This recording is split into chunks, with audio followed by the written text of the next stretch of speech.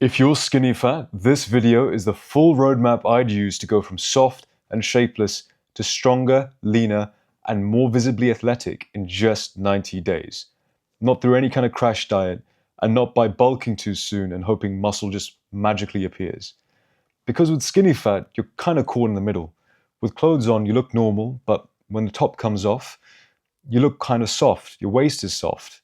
Your chest is underdeveloped, and your shoulders don't really give you much frame. And every time you try to fix it, you end up asking the same question. Do I cut? Do I bulk? Do I do more cardio? Or do I need to train harder?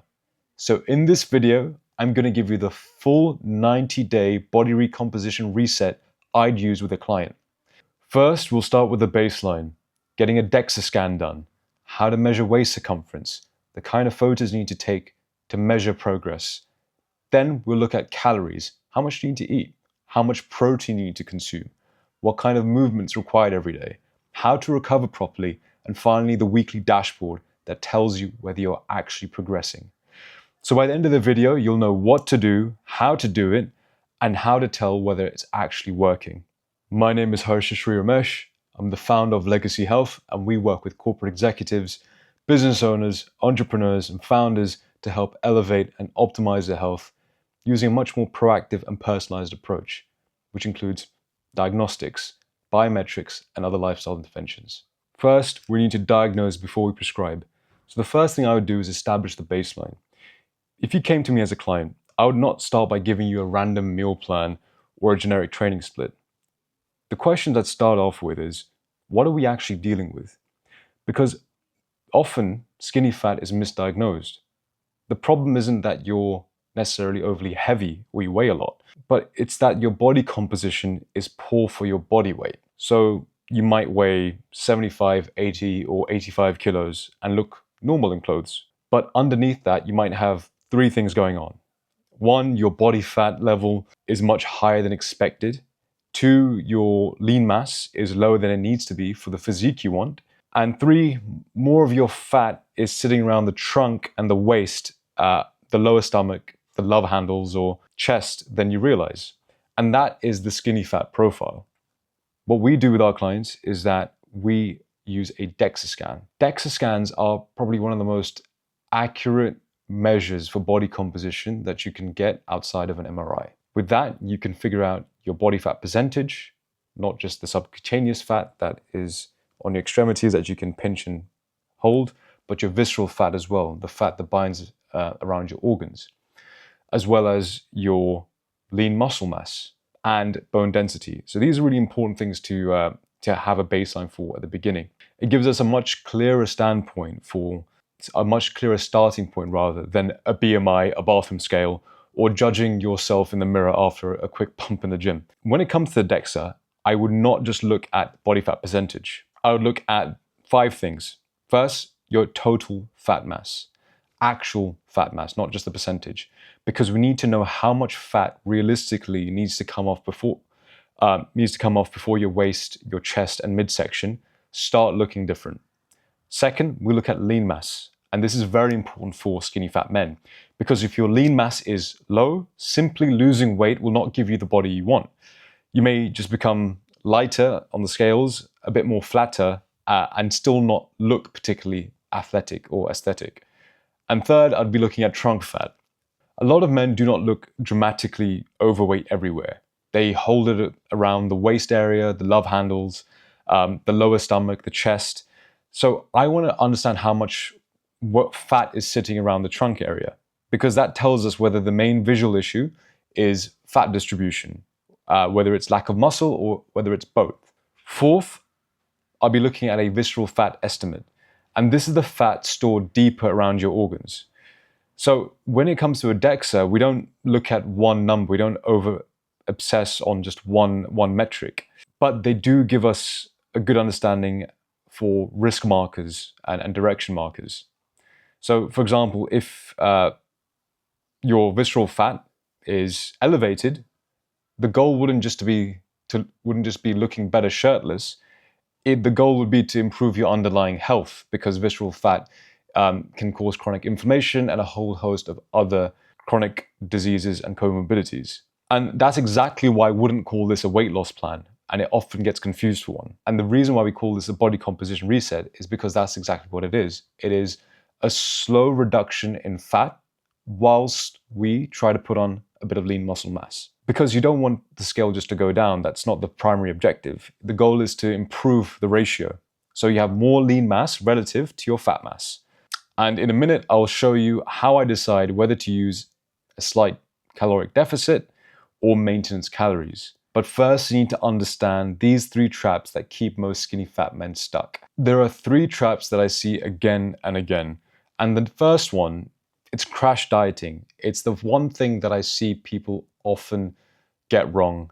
They think that when it comes to getting the physique they want to get, and the physique that they desire, they need to cut and slash and eliminate all calories out of their diet, as if that's the answer to their problems. Because when you do slash calories and lose weight quickly, you feel flat, you lose strength, and you convince yourself that the plan is working because the scales are moving. And that's just simply not the case, because what you see in the mirror doesn't necessarily improve that much either. You just become a smaller version of the same body. And your waist might shrink a little bit, but the overall frame doesn't change. Number 2, what I see is uncontrolled bulking. This is another thing I've seen across individuals who aren't in particularly great shape. They may not be overly fat, they're not particularly skinny either, but their first port of call seems to be eating more and trying to use the calories to build muscle in the gym. And that's usually the case. The thinking is you need to build more muscle, but really you just end up eating too much, too quickly and without much control. So you do gain a bit of strength, and maybe your arms may look a bit fuller, your waist grows, but your face gets softer because you're putting on more weight. And after a few months, you need another diet. So it's just a yo-yo way of going about your health, which isn't ideal. And the trap number 3 is around random training. And this is the biggest one. What I do see with some individuals is that they may train very hard, but not progressively. They change exercises every week. They do whatever machine they see is free at the moment, and they're chasing for soreness. They're chasing to get as pumped and burnt as they can. So there's no real measurable progression. It's a very reactive way of going about your training. And if you don't have measurable progression, your body has very little reason to change. So the next 90 days have to avoid all 3 of these traps. No crash dieting, no uncontrolled bulking, and no random workouts. We are going to run a very specific protocol. So this is the body composition reset protocol. The system has 6 parts. Part 1 is about establishing the baseline. I'm going to walk you through how exactly we do this. Part 2, you choose the calorie direction. Part 3, we build the protein floor. Part 4, we create the training signal. Part 5, we set the movement baseline.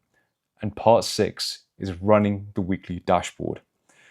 And the reason I use the word protocol, and it is a bit of a term that carries a lot of baggage these days, but I use protocol because this should not feel like some random fitness advice I'm giving you. Because random fitness advice often sounds like eat less and lift weights. And I'm sure everyone knows this. I don't think anyone is oblivious to the fact that that would probably get you some semblance of good results.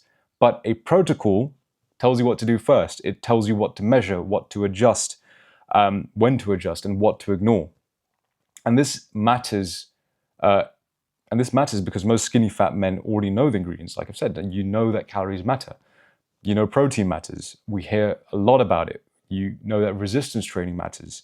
All these things matter, but you might have the ingredients, but it's not the same as having the recipe, right? You need to know the sequence, and that's where the value is. What do we fix first? What do we measure? What do we adjust if your waist isn't moving? What do we adjust if your lifts are dropping? And what do we do if the scale is flat, but your photos are improving? And this is the difference between trying to get in shape and actually running a proper transformation. So I'll walk you through it now. Part 1, let's establish a baseline. And this is where I see most people skipping ahead. It's the desire I want to know what the calories I need to eat are. I want the workout plan now. I want to know the kind of foods I need to start eating. But before we prescribe anything, like I said before, we need to assess. And that starts off with the DEXA scan, as I mentioned earlier. This gives us a clearer view of fat mass, lean mass, trunk fat, regional lean mass, and visceral fat estimate.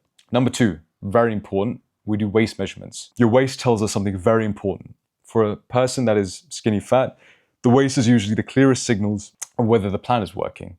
And here's how I'd measure it. With first thing in the morning, after using the bathroom, before you consume anything, before food, before water, drinks, you must do the measurement before you start your day. You measure around the navel area, and you want to stand relaxed. You don't want to suck your gut in, and you don't want to pull the tape so tight. Measure it the same way, in the same format every week. What we're looking for is a trend over time, because over the weeks, if done correctly, you will start to see the inches come off. If your waist comes down ½ inch to 1 inch over a few weeks, and your photos start to look a bit better, and your lifts are holding up, this is a good sign. That's a good trend. If your scale weight is dropping, but your waist is barely moving at all, and your lifts are also failing or falling, we might not be getting the quality of change we want. So that's why it's important to measure your waist. Number 3, very important that we have visual cues. So you must take progress photos.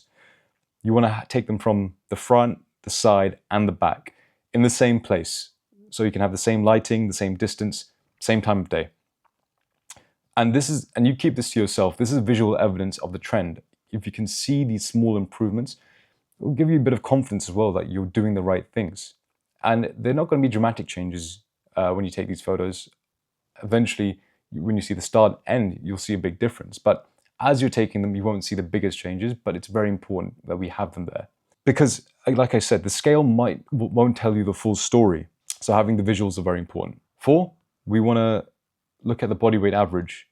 We don't want to have random weigh-ins after a dinner where you've consumed a lot of salt, because that leads to water retention and you'll be heavy on the scales.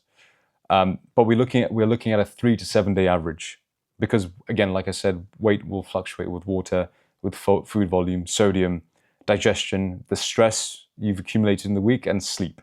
So we're looking at 3 to 7 day average. So weigh yourself every morning. Number 5, we're looking at training numbers. What can you actually lift? What are your key exercises? Are you progressing? Are you maintaining? Or are you slowly falling in the numbers when it comes to your lifts? So these things will make up your baseline. These 5 things: your DEXA, your waist, the photos, the weight average, your training numbers, and finally, now we can make decisions. Now, this is the part most men get wrong. They ask, do I bulk or do I cut? But once you have the baseline, the better question becomes, what calorie direction gives me the best chance of improving my body composition from where I am right now? So part 2 is the calorie direction. For most skinny fat men, I would not start with an aggressive bulk. In fact, I think even the term bulking is quite outdated. No one really needs to be consuming an excessive surplus of calories to put on lean muscle mass, but that's for another video. I would not start with a crash diet either, but the default starting point is usually a maintenance calories or at a slight deficit. And we can figure this out from the DEXA scan. Because the reason we do this is that we need enough energy to train hard and build muscle. But you want to have enough to control bringing the waist and trunk fat down. So if the DEXA scan shows a higher fat mass, higher trunk fat, and a waist measurement that is clearly part of the issue, I would bias towards a slight deficit every time. And this is not a starvation diet, it is a controlled deficit. If the DEXA shows you're not carrying as much fat as you thought, but lean mass is clearly low, I would stay closer to maintenance and make training progression the priority. We're not trying to just lose weight here. We're trying to change what that weight is made of. So this is about protein. And I spoke about having a minimum requirement and how much you need to have. I'll answer your question here. I'm calling it a protein floor because I do not want you to become obsessive around protein. I don't want this to become some new obsession where everything needs to have 30 to 40 grams of protein in it. Protein is your insurance policy. It gives you a better chance of preserving or building lean mass while the calorie target deals with fat loss. Without that protein floor, the risk is actually quite simple. You lose weight, but you don't build the frame, because losing weight can mean losing fat and lean muscle mass at the same time, and that's not what we're aiming towards. A good target for most men training properly, so you're training hard and you're trying to lose fat and retain muscle mass, is between 1.6 grams to 2.2 grams of protein per kilogram of body weight per day. So if you were to weigh 80 kilograms, that's around roughly 130 to 175 grams of protein per day. I think 130 grams is very achievable. Protein is very satiating as well. And if you're someone that doesn't eat a lot of protein in your diet currently, and what the numbers I'm advocating seem too high a jump for you, build it up slowly, because increasing your protein consumption at like 10x than what you're already doing right now will lead to bloating and other gut issues, and we don't want that. But build up to it slowly. But again, 1.6 to 2.2 grams. I typically advocate for 1.6 for the clients I work with. And you don't need to hit the perfect number every day. You do need a reliable floor, and this should become your new baseline. You don't need to overthink this. You need 3 to 4 protein anchors a day. In terms of food, you want to think eggs, Greek yogurt, chicken, turkey, lean beef, fish. Whey protein, if you struggle to get your protein in, it's a great supplement. If you're vegetarian, look at things like tofu, look at low-fat paneer, and look at seitan. So SEITA, and that is another vegetarian protein supplement. Yeah, the point is that you don't need to be obsessive around it. The point is that you need to have meals that are built around these anchors, so it doesn't become a guessing game. So for an 80 kilogram man, using an example of 80 kilograms again, you want to aim for about 150 grams of protein per day. The idea is that you may not hit that 150, but you aim towards it. And that 150 grams could look like this for you. For breakfast, Greek yogurt, whey protein, blueberries. I think I'm always an advocate for blueberries. They're good. They have anti-inflammatory properties. Maybe some oats. For lunch, pick a protein: chicken, lean beef, turkey, tofu, rice, potatoes, wraps, or any other carb source, and a side of vegetables. For dinner, think of fish, eggs again, lean meats, tofu, or paneer, carbs if you're training late in the day, and ensuring that you're getting your vegetables as well. And if you really need to up your protein, a top-up could be a shake, a high-protein shake, or another simple meal. I'm not advocating for you becoming a bodybuilder. This is not bodybuilding food. This is the structure that you need in your day to ensure that you're hitting your protein requirements and getting that protein floor. And you're not going to fail because of one imperfect dinner, but you're going to fail if your average day doesn't have these anchors, if it's unclear where you're getting your protein from. You can't have random meals. Now, the next part is where most people think they're doing the right thing, but they're not, because going to the gym is not the same as creating a training signal. And if you're skinny fat, the training signal is what changes the shape of your body. Your training has one main job: build the parts of your body that change how your outline looks. It's getting that V taper. It's building those shoulders, building the upper chest, building your back, your arms, and legs as well, not forgetting them, to look athletic and balanced, and a core that supports your lifting. And the mistake is thinking the workout just needs to be hard. And I know so many people who are just unaware of what is required in the gym from them to get that physique, because it's not just about burning yourself and pushing harder. Hard is not enough. A random hard workout is still random. But the question you need to be asking yourself is, are you giving your body a repeatable signal to adapt? And that means 3 to 4 strength sessions per week. 3 is a great number. You don't need any more than that. If you can train 3 days, use 3 full body sessions. If you can train for 4 days, use an upper-lower split, so upper body, lower body. 2 times a week upper body, 2 times a week lower body. But here's what a simple 4-day week could look like for you. On Monday, upper body, incline chest press, pull-ups or lat pull-downs, a chest-supported row, lateral raises for the shoulders, rear delts, again for the shoulders, biceps and triceps, and those will be hitting your arms. For Tuesday, you do a lower body split. Leg press, some kind of squat, Romanian deadlift, a hamstring curl, and a calf raise. And you can also add into abs into it as well, if that's preferable to you. Then for your next session, we'll be in upper body. Like I said, upper body twice, lower body twice, if you've got 4 days to work out. In this session, you'd be doing a shoulder press, a row variation, a flat press or machine press, another pull down or assisted pull up, and lateral raises, and maybe a bit of arms. And Saturday, we can do a lower body. Again, you can do a split squat, you can do a leg press, a hip hinge, a leg curl, or another upper back accessory. This is just a high-level version of what it could look like. But again, we can make this very specific to an individual depending on their goals, their injuries. I've done that previously before with clients who've had shoulder and neck injuries, disc injuries. So again, this is just a high-level overview of what it could look like. The structure matters less than the principle here, because when you train each major muscle group more than once per week, you'll be making better progress. Ensuring that you track your lifts, you progress slowly over time with very small increments in the weights, and give your body a reason to adapt, that's the training signal. So now let's make your progression practical. Let's say you incline 30 kilogram dumbbells for 8 reps in one set, 8 reps the next set, and then 7 reps in the final set. The next goal is not to reinvent the workout. The next goal is to get 8 reps, and then 8 reps on the last set. So you're increasing the last set by 1 more rep. That shows you're getting stronger. That is progressive overload. That is showing that you're increasing your training capacity.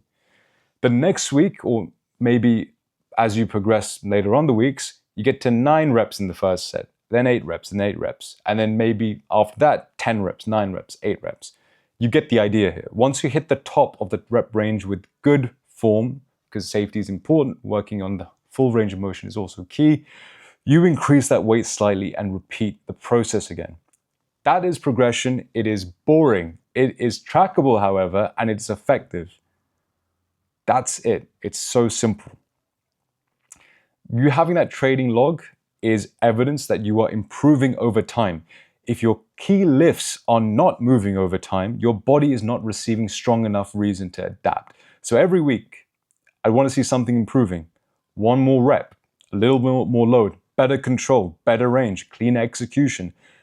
And it doesn't have to be on every lift, and it doesn't have to be every session, forever, but over time, the trend needs to move in a positive linear upwards direction. And for someone that is skinny fat, the question is, are your lifts improving whilst your waist is coming down? That shows that protocol is working. We're doing something right in that case. And if not, we need to investigate. Maybe your calories are too low, you're low in energy, maybe your sleep was poor. Typically, we track that through our clients' Whoop bands. Maybe the program is too random. Maybe you need a bit more repeatable structure to it. Maybe you're not training close enough to failure. Maybe you're not pushing yourself hard enough. Maybe you're fatiguing yourself too much as well, and there's not enough progress happening. These are a multitude of variables that can be happening, but that's where coaching matters. That's what allows someone to be accountable and understand where they might be going wrong. So part 5 here is the movement baseline. It is incredibly important, and I can't stress it enough. It seems like the most boring aspect out of everything I've spoken about so far, but it is one of the highest ROI things you can do for not just this body recomp protocol I'm talking about, but for your entire life, for your longevity, for your overall health. Because it matters. If you work at a desk and you're doing crazy hours while seated all day, being sedentary, your default calorie output, how many calories you're burning at a baseline, is probably a lot lower than you think. It is not normal to be sitting down for so long, but if that's how your life is at the moment, this is what we need to do in order to counteract that. So if you work at your desk and you might work out or train for 1 hour, but then you're again sitting at your desk for most of the day after, that means your fat loss engine can't just be the gym. The gym builds shape. It helps you build that muscle and physique. but your daily movement is what helps reveal that physique. So I'd set a baseline of around, at the start, if it's something if you're not moving enough currently as it is, 7,000 to 10,000 is your new baseline you need to work towards. If 10,000 steps sounds like a lot, then we split it. 10 minutes after breakfast, 10 minutes after lunch, 10 minutes after dinner, a few walking calls. Personally, I take the majority of my calls as I'm walking. So when you can, please do. And the goal here is not to become, this cardio, god. You don't want to be this person that sits at your desk all day who occasionally lifts weights. This is not just an aesthetic thing. This is very much a health reason we're trying to fix here. And it's a low friction way to raise energy output without beating up your recovery. So look how I have not talked about any kind of HIIT workouts. I've just talked about walking more. Before we get into that dashboard I spoke about earlier in the video, we need to talk about recovery. Because if you are sleeping badly, your plan becomes a lot more harder than it needs to be. Poor sleep, we know how many disastrous effects it has and repercussions it has. Poor sleep affects your hunger. It affects your hunger hormones. You'll want to binge eat more if you've had poor night's sleep. It's very evident, and we've seen it with many people we work with. So having consistently good sleep is key here. It affects your training performance. It affects your decision making, your cognitive output. It affects how likely you are to stick to the plan, and your behavior and your adherence after a stressful day. What I do is set a very basic recovery floor. Aim 7 to 8 hours where possible. I'm not advocating for perfection, but 7 to 8 hours where possible. Keep a consistent wake time. A consistent wake and sleep time will do wonders for an individual. And let's say that window is around half an hour to 40 minutes. Set a caffeine cutoff. If you're hypersensitive or very sensitive to caffeine and it keeps you up wide and jittery, then ensure that you've cut it off well in advance. If you're going to bed at 10, I would say cut it off around 2 latest. Keep the room cool. A colder room allows you to enter deep sleep quicker. So that's one thing I'd keep in mind. Keeping your phone away from the bed, not be distracted by electronics and being online just before you go to sleep. But again, these things are very basic. I'm sure you've heard them a multitude of times, but having a set routine for sleep is very important as well. You don't need a 19-step sleep routine, but making sure you cover the basics. You need enough recovery to train hard, manage your hunger, and not sabotage the plan every evening. Now, here is where the whole system comes together. Because most people do the work, but they don't know how to interpret the feedback. And this is why they change the plan too early, or keep the wrong plan for too long. So the final part is this dashboard. In this weekly dashboard, this is where we stop guessing, because skinny fat progress can be confusing. No doubt about it. The scale might not move much, or it might move slowly, or it might go up 1 week because of water, food volume, because of sodium, amount of salt you're consuming, stress, or a heavier training week. So if you only use scale weight, you will make emotional reactive decisions when it comes to your plan. So you need a dashboard. So here's what I track. First, your body weight average. Remember when I talked about at the beginning of the video that you want to weigh in every day and you want to track across 3 to 7 days how your weight is moving. Look at the average and you can see where the trend is going. Second, the waist measurement. Measure once a week. Same time, same conditions. Third, progress photos. The front, side, and back. The same lighting each time. And that should be done every week also. Fourth, looking at your gym performance. Are your key lifts stable or improving? And we can look at that by looking at the training logs that we've been doing every week as well. Fifth, movement, steps. Are you hitting the movement baseline every day, or are you pretending to tell yourself that you're active? Very key to keep yourself honest here. Sixth, DEXA reassessment. This is something that we typically do 12 weeks after the start of the protocol. So 3 months after you start, I would go in for a DEXA reassessment. Like I said, 12 weeks, a repeat scan can help show whether the change was actually body composition. So the questions you'd ask are, did your fat mass come down? Did your trunk fat come down? Did lean mass hold or improve over those 12 weeks? Did the waist change? Did the photos match the data? And that's how you stop guessing. You get rid of all the guesswork here. So here are a few common mistakes. There are a few mistakes I would avoid. The first one is changing that plan too quickly. A bad week doesn't mean the plan failed. It doesn't mean you failed either. It just means you had a bad week. Life happens. It's fine. We want to look at that trend over 2 to 3 weeks. Mistake 2 is trying to chase soreness on your lifts. Soreness is not the goal. Progress is the goal. You can be sore and make no progress. That is not a marker of success. The marker of success here is those weights, those reps, are they changing over the weeks?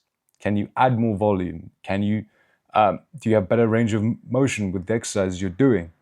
Do you feel like you're executing the lifts better? That is progress. You can make progress without feeling destroyed at the end of every session. Mistake 3 is using cardio to compensate for poor nutrition. Cardio is useful, and I'm an advocate. I'm obviously advocating for it, but if you're using cardio as a punishment for eating badly, you're making the process harder than it needs to be. Start with steps, then add cardio if needed. With the clients I work with, I always tell them we start off with an aerobic base. It means that we're increasing movement, increasing steps from whatever the baseline is, and then we work towards it, getting more cardio in if it's necessary. Mistake 4 is eating too little protein during the week and too many calories at the weekend. And this is a classic trap. It's when you undereat when you're busy, and then you overeat when you finally relax. And what ends up happening is your weekly average goes nowhere. So it's being consistent. Mistake 5, not tracking your lifts. If you're not tracking your training, you are guessing. And guessing costs you months. It costs you time and energy. And mistake 6 is judging the plan only by scale weight. Scale weight matters, but is not the entire story.